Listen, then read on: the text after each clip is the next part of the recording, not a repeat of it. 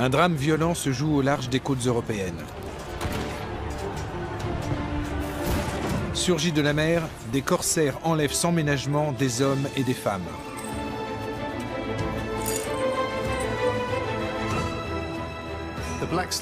De nombreux travaux de recherche ont été réalisés sur la traite des Noirs. Mais on a très peu étudié le commerce des esclaves blancs. C'est un phénomène encore mal connu.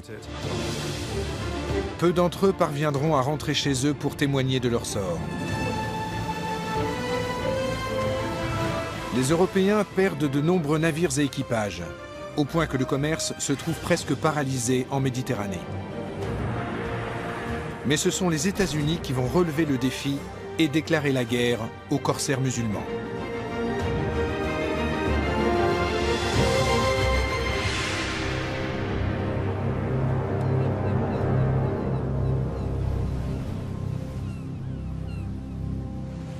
Nous sommes en 1800. La toute jeune nation américaine est confrontée à un défi de taille. Elle est menacée par un ennemi qui donne du fil à retordre à l'Occident depuis plusieurs siècles.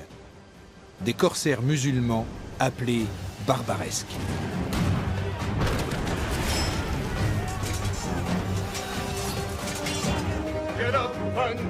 Stephen Decatur, jeune officier et tête brûlée, est chargé de sortir son pays de ce mauvais pas.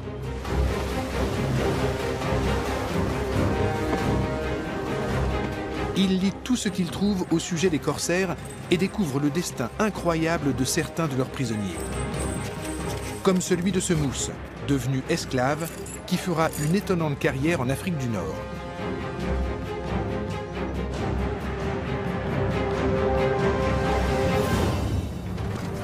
Stephen Decatur se familiarise avec cette culture qui défie son imagination. Il utilisera ses connaissances pour rendre les mers plus sûres.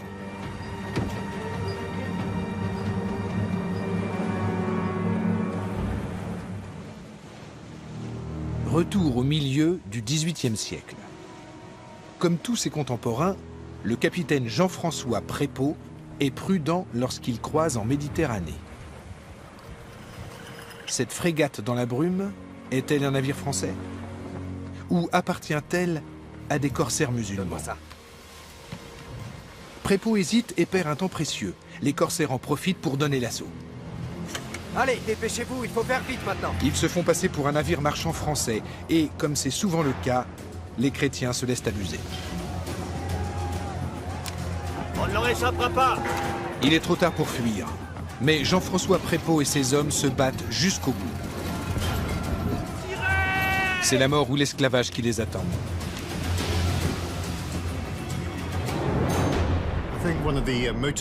Les barbaresques sont apparus après que les Maures ont été chassés d'Espagne. Ils se sont installés en Afrique du Nord et ont consacré toute leur énergie à attaquer les navires marchands chrétiens. Voilà pourquoi il y a eu une telle augmentation des expéditions corsaires au XVIe et XVIIe siècle. Alger, Tunis, Tripoli. Les musulmans fondent une série de régences sur la côte nord-africaine et aspirent dans un premier temps à renouer avec leur activité de prédilection, le commerce.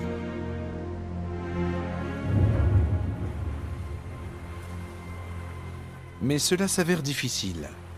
Les Européens ont de cuisants souvenirs de leurs affrontements avec les musulmans en Espagne.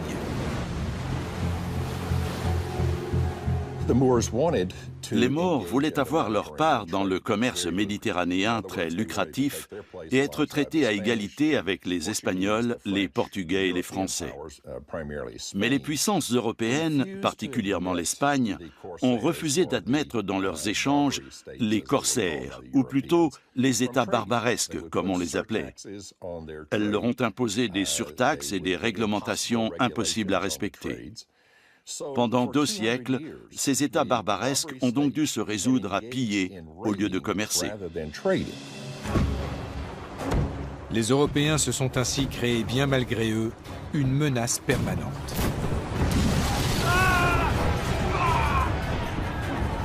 C'est contre ces corsaires que Jean-François Prépeau et son équipage doivent à présent se battre. Sachant qu'il n'y aura pas de quartier, ils sont prêts à vendre chèrement leur peau.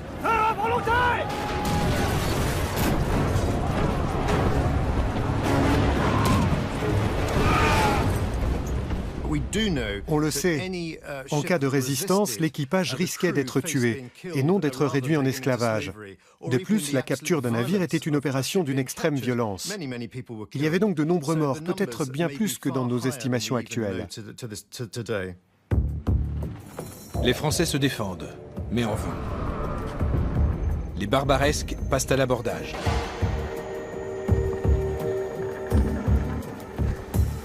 Les marins malades ou blessés sont immédiatement achevés.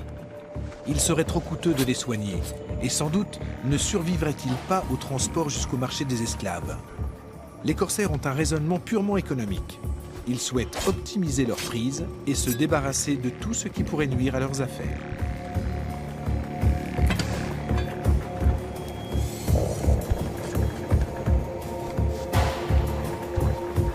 Jean-François Prépeau a commis une erreur fatale.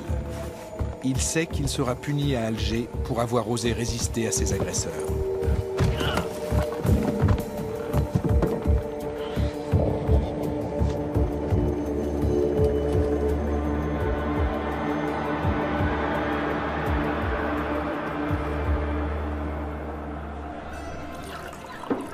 Cet épisode fait parler de lui jusque dans les tavernes de matelots aux États-Unis. Grâce aux bonnes relations entre la France et Alger, on dit que le capitaine Prépeau aurait bénéficié d'un traitement plus clément. Bien sûr, oui. Merci. On n'a jamais vu ça. Certes, le capitaine n'a finalement pas été condamné au gibet, mais au lieu de ça, il a reçu 25 coups de bâton. Seulement, il n'a pas eu de chance, le bougre. Les coups étaient si vigoureux que Prépeau est mort 2 jours plus tard. Barbare. Espèce de misérable marin. La seule chose qu'ils sachent faire, c'est aborder les navires. S'ils arrivent sur votre pont, il n'y a plus aucun espoir. Le premier qui embarque sur un navire a le privilège de se choisir un esclave parmi les membres d'équipage. Bon sang. Ce ne sont pas des façons de faire. C'est scandaleux. Stephen Decatur aimerait mettre fin à ce climat de menace.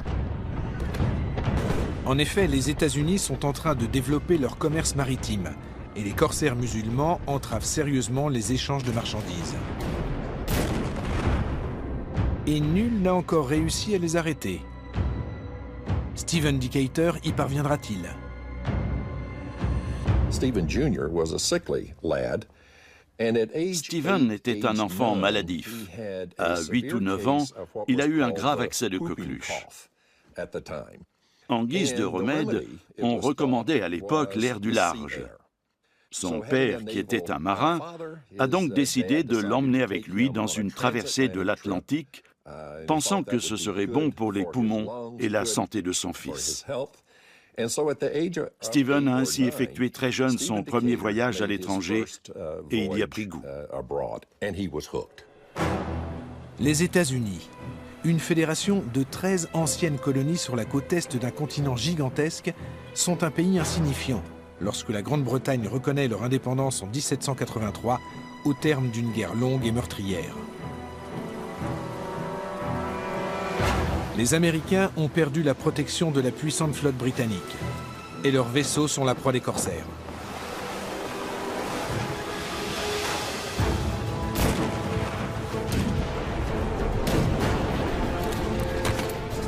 Pour laisser ces navires circuler en paix, les Barbaresques exigent le paiement d'un tribut annuel. C'est le futur président Thomas Jefferson qui négocie avec les souverains musulmans. Il est choqué, comme en témoigne cette lettre. Nous nous sommes permis de leur demander à quel titre ils faisaient la guerre à une nation qui ne leur avait fait nulle offense. Nous avons ajouté que l'humanité était à nos yeux peuplée d'amis qui ne nous avaient fait aucun mal et ne nous avaient aucunement provoqués. L'ambassadeur nous a répondu qu'ils obéissaient aux lois du prophète et que tout pays qui refusait de se plier à ses principes était une nation de pécheurs. À l'en croire, ils étaient dans leurs droits et accomplissaient leurs devoirs en combattant les infidèles en tout lieu et en réduisant en esclavage tous ceux qu'ils réussissaient à capturer. Il a précisé enfin que tout musulman mort au combat était assuré d'aller au paradis. Les négociations bilatérales n'aboutissent pas. 2 ans plus tard, le dey d'Alger prend même en otage 2 équipages de navires. Ils réclament 60 000 $ pour leur libération ou menacent d'en faire des esclaves. Rapporté au budget actuel des États-Unis, cette somme représenterait aujourd'hui plus de 60 milliards de dollars.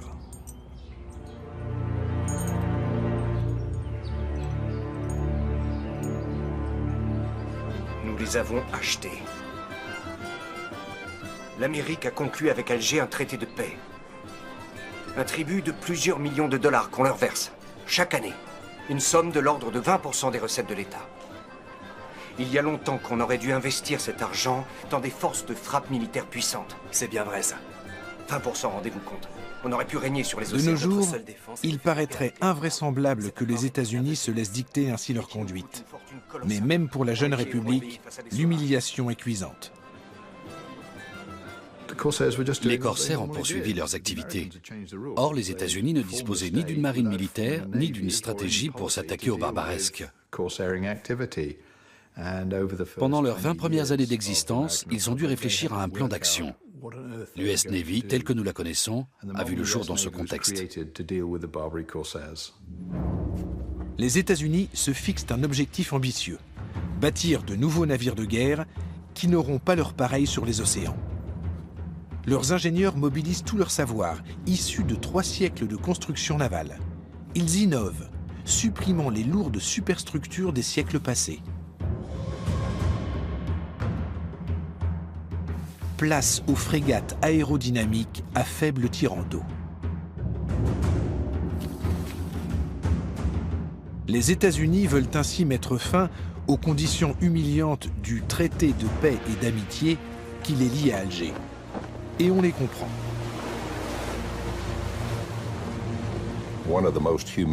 En 1795, les États-Unis ont connu un épisode particulièrement humiliant. Le Dey Hassan, le régent d'Alger, a exigé que les Américains lui construisent un navire au lieu de lui verser un tribut en espèces sonnantes et trébuchantes. Il devait livrer à Alger une frégate d'une 40aine de canons doublée de cuivre. Le président George Washington a écrit qu'il en avait été extrêmement mortifié. Mais les États-Unis étaient faibles à cette époque, et le président a jugé que son pays n'avait pas d'autre choix que de s'exécuter. Il savait pourtant bien qu'avec ce navire de guerre, les Algériens captureraient de nouveaux vaisseaux marchands américains et européens. Les Américains sont piqués au vif par tant d'impertinence et décident de construire des navires encore plus rapides, conçus pour durer. En somme, meilleurs que ceux des corsaires.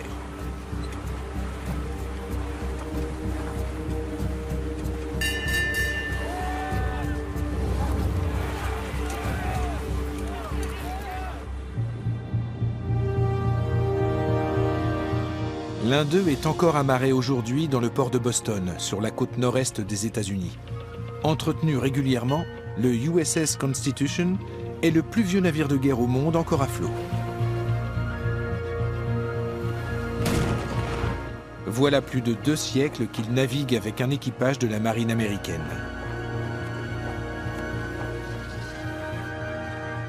Dotée d'une puissance de feu hors du commun, cette frégate ne craint pas la concurrence des autres vaisseaux de son époque. Au début du XIXe siècle, ses homologues britanniques et françaises sont équipés d'une 30aine de petits canons, mais le USS Constitution peut en emporter jusqu'à 2 fois plus, d'un calibre supérieur.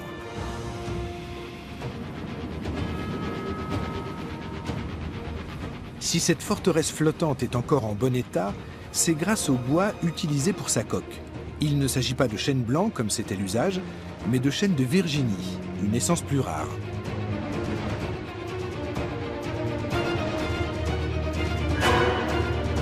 Il confère à la structure du navire une solidité exceptionnelle.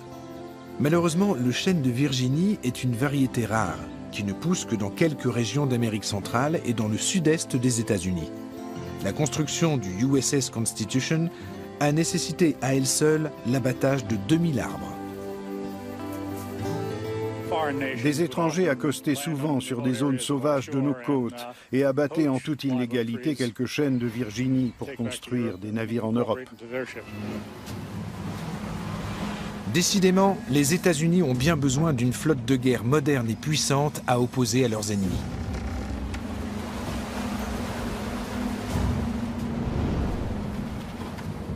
En 1801, le pacha de Tripoli pose un ultimatum. Il n'épargnera les navires américains que moyennant le versement d'une somme de 225 000 $. Les États-Unis ne réagissent pas. Le 14 mai 1801, le pacha leur déclare officiellement la guerre, bientôt rejoint par ses alliés, le Royaume du Maroc et les régences d'Alger et de Tunis. Les Américains considéraient les barbaresques comme des États barbares et voyous qui pratiquaient la piraterie. Mais ils ne voulaient pas faire comme les Européens et transformer leurs différends en guerre sainte. L'article 11 du traité de Tripoli, signé en 1796, est intéressant à cet égard. Il affirme que les États-Unis ne sont pas une nation fondée sur le christianisme. C'est une déclaration en faveur de la liberté de religion. Cette disposition a été introduite pour affirmer « Ceci n'est pas une guerre sainte. Nous ne sommes pas des Européens repartis pour une nouvelle croisade. Ce n'est pas notre but. » C'est Thomas Jefferson qui est à présent président des États-Unis. Il a besoin de l'accord du Congrès pour répondre à la déclaration de guerre. Après une valse hésitation, les parlementaires acceptent le principe d'une intervention. Une escadre de navires de guerre flambant neufs doit infliger une correction mémorable aux corsaires. Les Américains n'avaient aucun problème à s'allier à des musulmans contre d'autres musulmans, ou à des chrétiens contre d'autres chrétiens. Pour eux, ce n'était pas une question religieuse, mais économique. Il y avait de profondes divisions dans la classe politique américaine entre les fédéralistes, qui voulaient préserver le commerce extérieur, et les républicains démocrates qui plaidaient pour un repli sur le continent et ne tenaient pas à développer le commerce. Ces guerres ont révélé cette fracture importante. On va remettre les pendules à l'heure. Stephen Decatur a rapidement gravi les échelons de la marine américaine pour accéder au grade de lieutenant. Comme des centaines d'hommes, il va connaître son baptême du feu en Méditerranée. Avant le départ, on fête les héros. Je suis content de servir l'honneur national. Le jeune officier, qui aime boire et en découdre, brûle d'envie de faire ses preuves. Come and drink and live for the Navy. Come and drink and live for the Navy. À notre victoire. Santé. Le matin du 2 juin 1801, 4 super frégates mettent le cap sur la Méditerranée. Le vaisseau amiral de la US Navy, le USS Constitution, les rejoindra plus tard en renfort.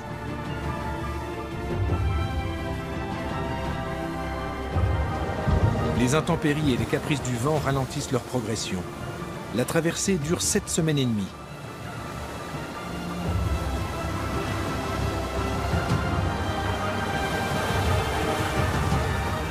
Stephen Decatur met à profit les longues heures de désœuvrement. Il étudie de près les cartes maritimes les plus récentes et lit de nombreux ouvrages sur les corsaires musulmans. Merci. Vous pouvez vous retirer.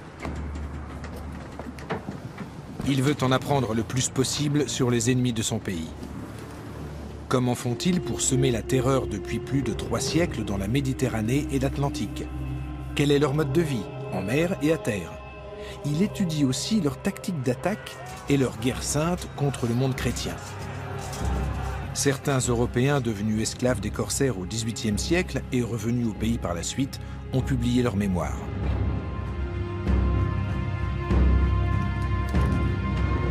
Le récit le plus étonnant est peut-être celui de Harkolufs. 1, 2, tirez! Ce marin est originaire d'Amrum, une île allemande alors sous domination danoise dans la mer du Nord. Le 19 juillet de l'an 1708, j'ai vu le jour sur une petite île nommée Amrum, dans la mer du Nord, la lumière de notre planète. Lorsque j'ai atteint mes 12 ans, contrairement à mes amis qui se destinaient à une vie de pêcheur, moi je faisais tout pour devenir un marin aguerri. Une fois prêt, j'ai pu entreprendre de nombreux voyages. Il s'est engagé pour une traversée jusqu'à Nantes. La routine, pense-t-il. Une telle expédition était extrêmement dangereuse à l'époque. Les barbaresques ne sévissaient pas seulement en Méditerranée, ils remontaient jusqu'à la Manche pour attaquer la côte ouest de l'Angleterre ou l'Irlande. Et ils sont allés jusqu'en Islande où ils ont attaqué la ville de Reykjavik et ont ramené des esclaves islandais en Afrique du Nord. Notre capitaine a immédiatement sonné la charge. Mais les corsaires nous ont devancés et nous ont attaqués très habilement et très vite. Nous n'avions pas fini d'armer les canons qu'ils avaient déjà fait feu 2 fois sur notre vaisseau. Ils hurlaient de plus en plus fort. « Menaperos ! Rendez-vous, bande de chiens !» Nous avons pourtant décidé de contre-attaquer et de leur faire payer le plus cher possible notre capture. Ils se rapprochaient dangereusement en nous tirant dessus au pistolet. Ce faisant, ils ont tué l'un de nos matelots. Alors nous avons baissé pavillon devant les pirates et tourné nos foulards, afin de leur faire comprendre que nous rendions les armes. C'est là, dans la Manche, au large des îles Scilly, que nous avons été capturés et faits prisonniers. Le 10 mars 1724.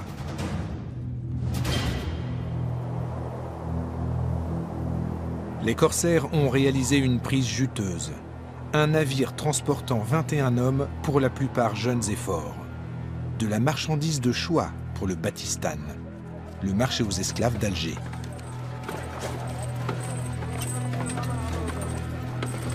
Harcolufs et ses compagnons sont exhibés dans les rues de la ville comme du bétail. La moindre incartade est sévèrement punie, de coups de fouet, voire de la crucifixion. Le jeune marin a de la chance. Pour avoir tenté de voler une orange, il s'en tire avec une volée de coups.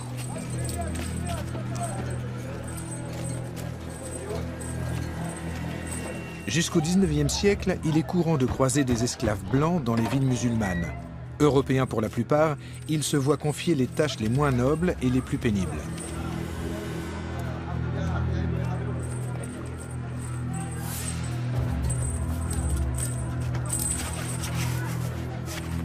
Des esclaves, il y en avait en nombre plus que suffisant dans la cité. Il m'était impossible de les compter. Il devait bien y en avoir 10 000. Hommes, femmes, mais aussi de jeunes filles. On ignore quelle est la proportion de femmes parmi eux. Si la déportation de millions d'Africains vers le continent américain a fait l'objet de nombreux travaux, les recherches n'en sont qu'à leur début concernant la traite des Européens, et l'on manque de chiffres précis. Selon certaines estimations, ils sont plusieurs centaines de milliers à avoir trimé contre leur gré dans l'ensemble de l'Afrique du Nord, où il est alors de bon ton de posséder un esclave blanc. Les plus beaux et les mieux éduqués sont même vendus comme des objets de prestige.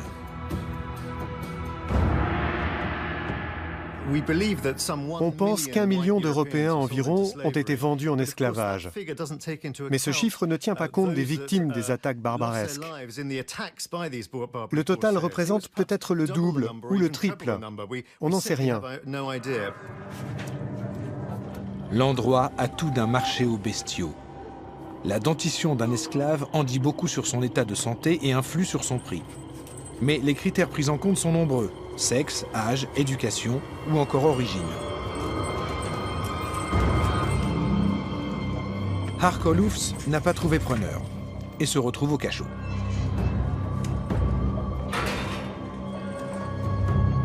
Le cachot était un endroit terrifiant. Le bruit, les hurlements, la puanteur et le chaos. Ma ration quotidienne consistait d'un bout de pain moisi et d'eau croupie. Le lendemain, on m'a de nouveau présenté sur le marché aux esclaves. Va-t-il rester en vie ou mourir prématurément? Être traité comme une marchandise ou condamné à trimer? C'est ici que se décide son sort. Et j'ai prié que Dieu, dans toute sa miséricorde, m'épargne le pire. Esclave dans une carrière de pierre, ou esclave de rame sur une galère de corsaires, ce qui m'aurait condamné à une mort certaine. Finalement, j'ai été vendu sur le marché contre 1000 aspres. Les marchands d'esclaves et les barbaresques étaient très contents quand ils mettaient la main sur un marchand issu d'un milieu aisé. Ils pouvaient ainsi essayer de le revendre à sa famille. Dans toute l'Europe, les églises et les gouvernements collectaient d'énormes sommes d'argent pour permettre à l'État ou aux familles de racheter le captif.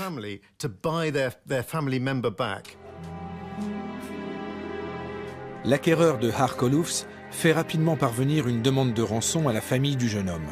Pour 800 marks, il est prêt à le laisser partir. Les négociations s'éternisent.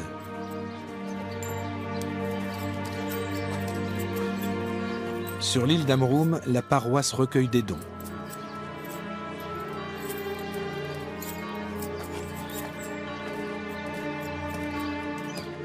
« 800 marks, c'est une somme, l'équivalent d'une vingtaine de chevaux ou de 120 cochons.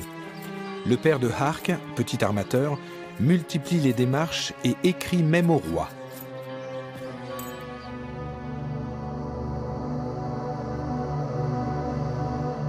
Mais la rançon reste impayée et le sort du jeune homme est scellé. Son propriétaire, qui a décidément fait un mauvais calcul, le revend à perte au bey de Constantine.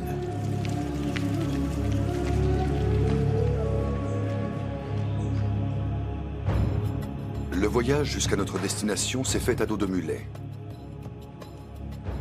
Ce pays est une contrée désertique, peuplée de Turcs et de Maures. Leur langue, l'arabe. Et leur religion, les Mahométans la pratiquent avec zèle. Dès que le jour commence à poindre, un homme qu'on appelle le Moudzin appelle à la prière depuis une tour.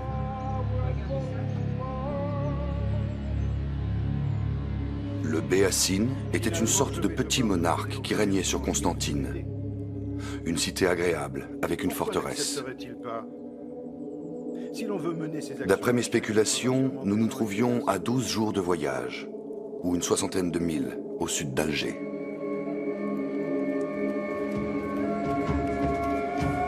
Comparé à ses compagnons disséminés un peu partout en Afrique du Nord, le jeune homme peut s'estimer chanceux. Montre-moi son visage. Ça me convient. Mets-le avec les autres. Il a pour l'instant la vie sauve et entre comme esclave à la cour du bey. Lorsque je suis entré dans la maison, j'ai été transporté. Je n'avais encore jamais vu autant de splendeur et je suis resté ébloui. Mon travail consistait à balayer le palais et à attiser le feu, mais aussi à abattre les moutons et les poules. Les seules pièces dans lesquelles je n'avais pas le droit d'entrer étaient celles du harem.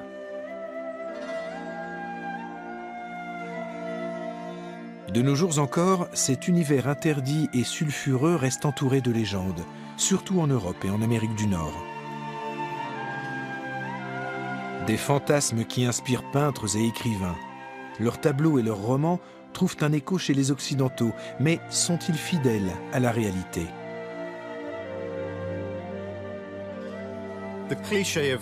Le harem est souvent représenté par des femmes nues ou très dévêtues au service du pacha. La réalité était tout autre. Le harem était un lieu de divertissement, mais pas de frénésie sexuelle. Le sultan ou le pacha venaient y écouter de la musique et des chants. C'était un lieu de culture où ils se détendaient.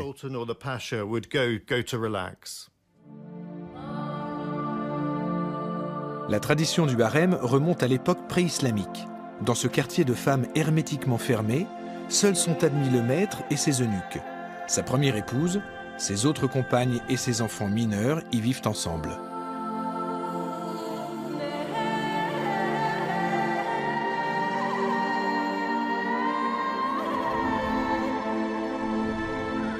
C'est la seule façon pour le souverain d'une société patriarcale de prévenir toute infidélité de la part de ses femmes et d'être sûr que les potentiels héritiers du pouvoir sont bien ses fils. Peut-être s'agit-il aussi de prévenir les rapts de femmes, une fâcheuse coutume des tribus d'Arabie.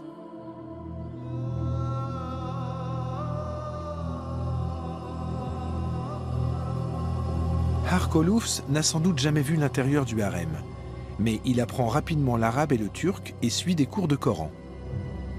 Le bey remarque très vite que le jeune homme a de grandes compétences et s'efforce de faire de lui un bon musulman. Et tant pis si un esclave converti ne peut plus être traité comme une bête de somme.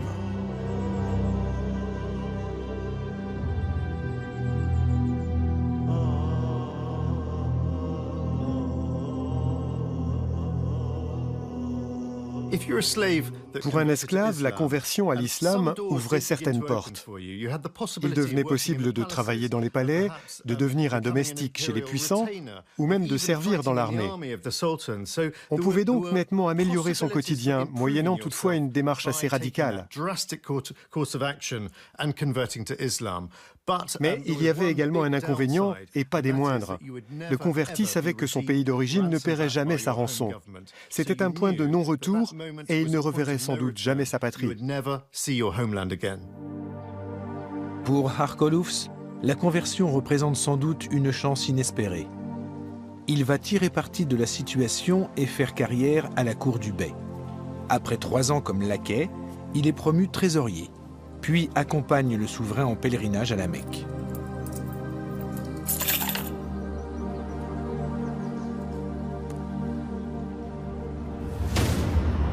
À 24 ans, il est à la tête des gardes du corps et finira même commandant en chef de la cavalerie.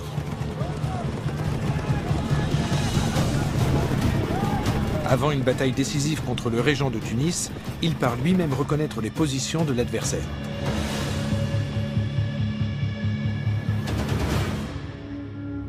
Il choisit de mettre sa vie en danger, car en cas de victoire, sa récompense sera la liberté. C'est ainsi que je me suis infiltré dans le camp ennemi, en prétextant que je souhaitais déserter. Cela m'a permis d'obtenir des informations précises sur toute leur organisation. La nuit de mon retour, mes troupes ont donné l'assaut. Nous avons pu attaquer à un endroit où nous n'étions pas attendus.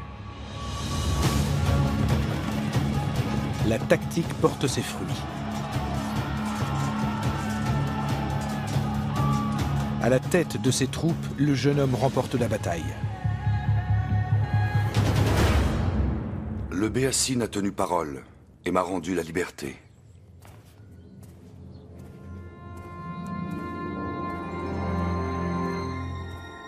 Lorsque j'étais prêt à prendre congé, je me suis rendu auprès de mon maître et lui ai baisé la main. Effendi, je vous remercie pour le pain et la solde que vous avez eu la bonté de m'octroyer pendant 12 années, et je demande votre bénédiction. Je te remercie, capitaine. Tu m'as servi avec loyauté pendant toutes ces années. S'il m'est arrivé de te malmener, je t'en demande pardon.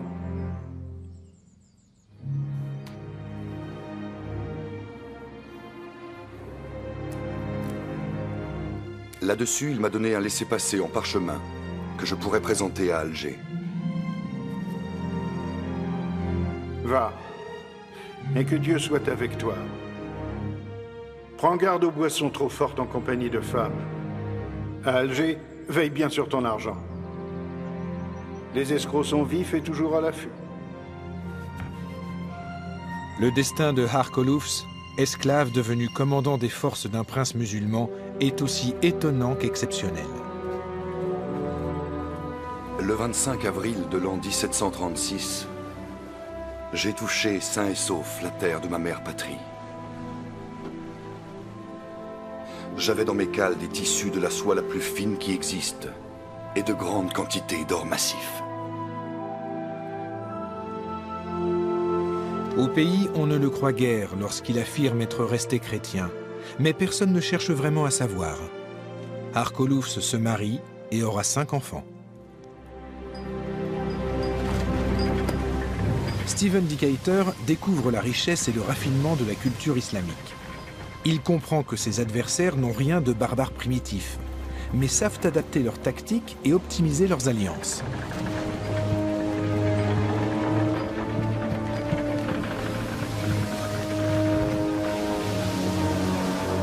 Les Américains qui se reposent sur leur flotte de guerre constatent bientôt qu'elle ne sera pas suffisante.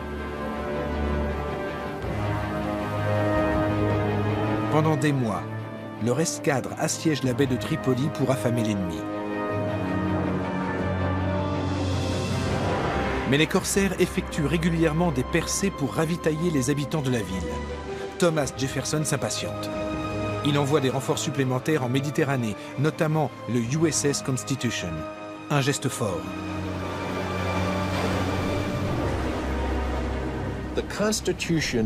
Le USS Constitution était un navire de guerre auréolé de ses succès. Mais il était aussi le symbole de la détermination des États-Unis à protéger leur liberté et leur indépendance.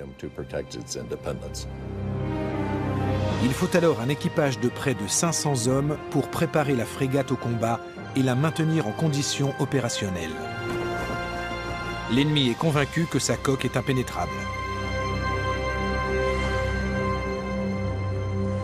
Edward Preble commande le USS Constitution et l'ensemble de l'escadre américaine. Ces navires à faible tirant d'eau peuvent manœuvrer près des côtes. Mais la baie est parsemée de hauts fonds très dangereux et soudain, l'une des frégates est bloquée.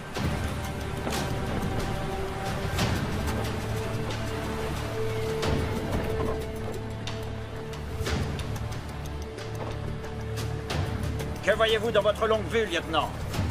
J'ai l'impression que le Philadelphia a percuté un récif qui ne figure pas encore sur nos cartes. Bonté divine, comment une telle chose peut-elle se produire? Pour sauver le Philadelphia, son capitaine fait abattre plusieurs mâts. Mais cela ne suffit pas. L'équipage jette par-dessus bord une partie du chargement et des pièces d'artillerie. Rien n'y fait. Nous devons absolument empêcher le Philadelphia de tomber aux mains des pirates. Les corsaires ont repéré cette proie facile et ouvrent le feu sur le Philadelphia. Le capitaine William Bainbridge n'a plus le choix. Il baisse pavillon pour signifier qu'il se rend. Ce satané Bainbridge. Deux hypothèses. Soit c'est un lâche, soit c'est un traître abject. Ou bien il est simplement idiot.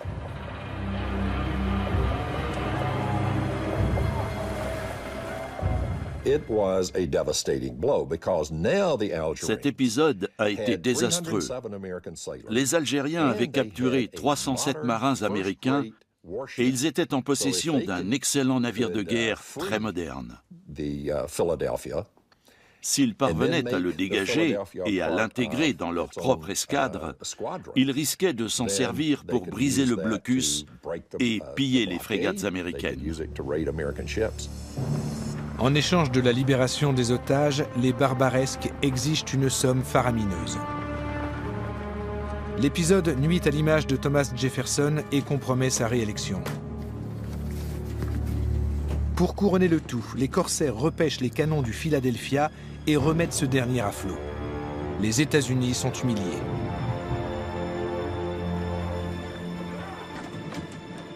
Il faut à tout prix empêcher le Philadelphia de devenir un navire de guerre ennemi.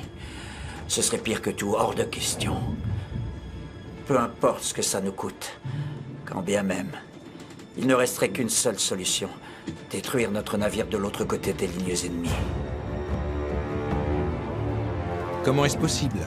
La frégate est surveillée de près. Secrètement, par voie diplomatique, William Bainbridge transmet à Preble des informations précises sur les forces ennemies et leur artillerie. Écoutez, messieurs, l'heure est venue. Dites aux hommes de se mettre en position et appareiller l'Intrépide. Officier. À vos ordres, comptez sur moi. Une dernière chose. Envoyez-moi tout de suite ce jeune lieutenant impertinent. Il savait qu'il fallait confier cette mission à Stephen Decatur, ce jeune lieutenant intrépide. Et Decatur a immédiatement accepté. Il voulait cette mission. Vous avez demandé à me voir? J'ai toute confiance en votre intrépidité et en votre esprit d'initiative, lieutenant. Vous avez un nouvel ordre de mission. Vous allez vous rendre par le chemin le plus rapide à Tripoli. Sur place, vous profiterez de la nuit pour entrer dans le port. Vous aborderez le Philadelphia et vous y mettrez le feu. Prenez avec vous autant d'hommes que vous le voudrez. À vos ordres.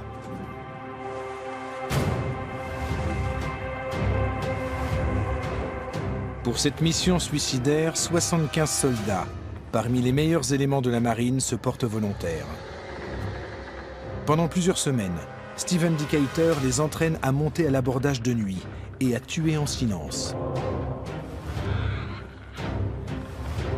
Le commando prend possession du Philadelphia sans perdre un seul homme. Un chargement de bombes doit envoyer le bateau par le fond. Stephen Decatur reste à bord le plus longtemps possible pour savourer le spectacle.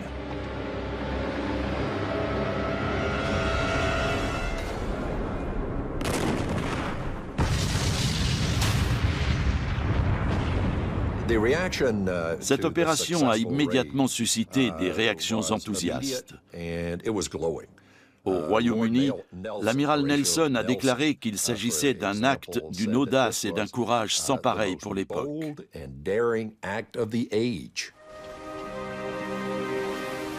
Grâce à ce coup de force, Stephen Decatur devient célèbre du jour au lendemain. Il est promu capitaine, ce qui fait de lui le plus jeune officier de la marine américaine à accéder à ce grade.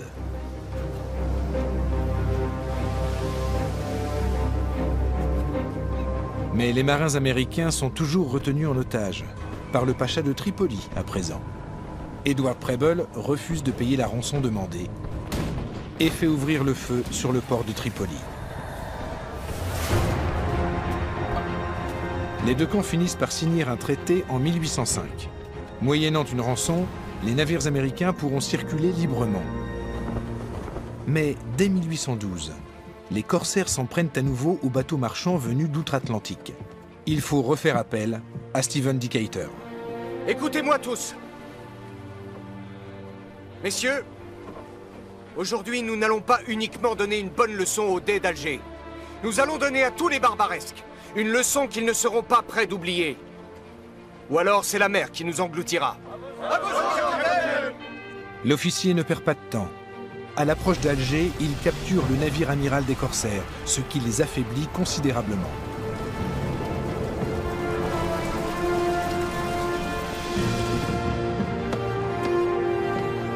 Puis il positionne ses frégates et menace de réduire la ville en cendres si le souverain ne capitule pas.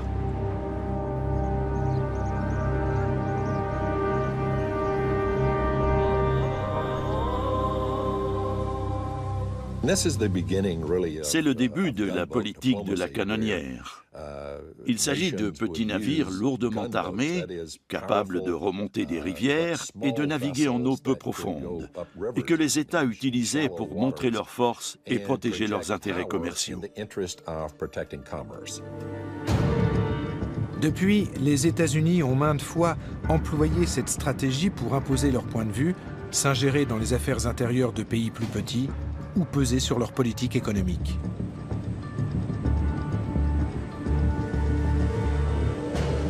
Ils possèdent aujourd'hui une dizaine de porte-avions, qui sont autant de bases flottantes capables de diffuser l'influence américaine dans le monde entier grâce à leur présence musclée. Cette stratégie remonte à la Seconde Guerre barbaresque de 1812.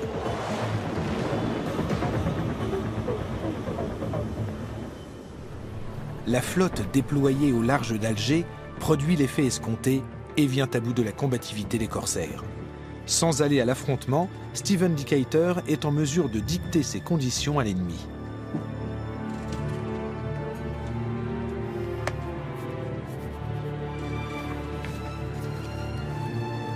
Le 3 juillet 1815, l'envoyé d'Alger, Tunis et Tripoli signe un traité avec les États-Unis à bord d'un navire américain. De toute évidence, c'est à contre-cœur que les trois régences s'engagent à relâcher sans contrepartie tous les prisonniers de guerre américains. Et ce n'est pas tout.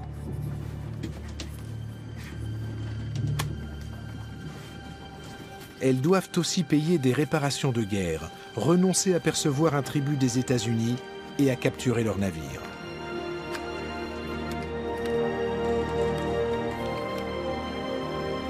Cela suffira-t-il à mettre un terme aux méfaits des corsaires? Les barbaresques ne sont pas des marchands isolés. Ils font partie d'une organisation collective avec un modèle économique qui puise ses revenus dans les expéditions corsaires, l'esclavage, la contrebande et le commerce de l'or. Ils ne peuvent pas arrêter car ils dépendent de ce commerce. Si le Dey d'Alger signe un traité promettant de mettre fin à ses activités, c'est un homme mort, car les régences n'ont pas d'autre modèle économique. Pendant plusieurs années, une poignée de corsaires vont en effet continuer à sévir dans l'illégalité. Ce sont les Français qui libéreront les derniers esclaves blancs après la conquête de l'Algérie en 1830. Il reste que les écumeurs de la Méditerranée ont pour la plupart cédé face à l'audace d'un homme et de son équipage, mais aussi face aux navires américains ultramodernes. Les États-Unis croient alors à leur supériorité technique sur leurs adversaires. Mais cet avantage va bientôt s'amenuiser.